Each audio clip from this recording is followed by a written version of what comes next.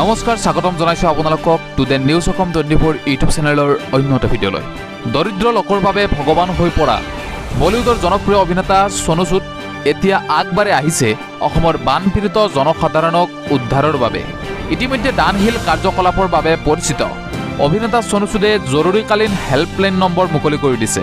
ভিডিঅ'টো আৰম্ভ কৰাৰ আগত যদি আপোনালোকে to the news Assam 24 YouTube চেনেলত সম্প্ৰচাৰিত খবৰবোৰ সকলোতকৈ প্ৰথমে চাব বিচাৰে তেতিয়াহ'লে চেনেলটো ছাবস্ক্ৰাইব কৰি নটিফিকেশ্যন বেলটো অন কৰিব নাপাহৰিব। ডাউনহিল কাৰ্যকলাপ তথা দৰিদ্ৰ লোকৰ সহায়ৰ বাবে জড়িত হৈ থকা বলিউড অভিনেতা সনু সুদে শেহতীয়াকৈ অসমৰ বানপীড়িত অঞ্চলত আবদ্ধ হৈ থকা লোকসকলক সাহায্য আগবঢ়াইছে।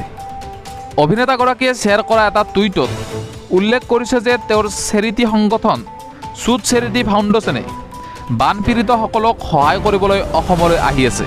26 জুনত অভিনেতা সনু সুদে টুইট কৰি কয় যে কাইলৈ অসমত মোৰ দল আপোনালোকৰ মাজত থাকিব।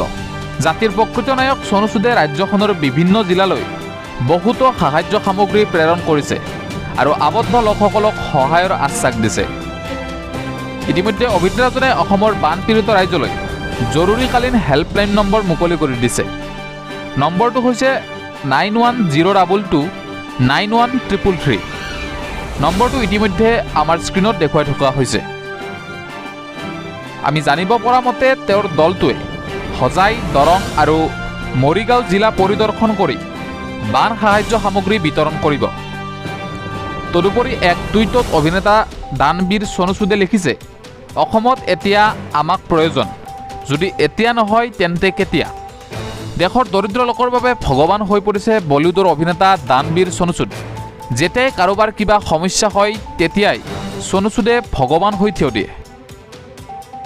তেওঁ কোনো দৰিদ্ৰ লোকৰ সমস্যাৰ বিষয়ে তথ্য লাভ কৰিলেই তাক সমাধান কৰিবলৈ তৎপৰ হৈ পৰে।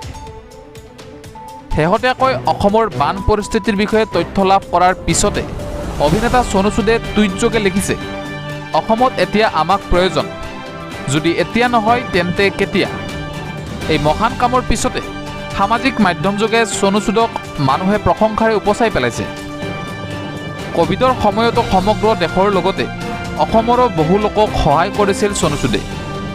এনেকুৱা ধৰণৰ খবৰবোৰ পাই থাকিবলৈ to the news Assam 24 YouTube চেনেলটো ছাবস্ক্ৰাইব কৰি নটিফিকেশ্যন বেলটো অন কৰিব নাপাহৰিব। ধন্যবাদ।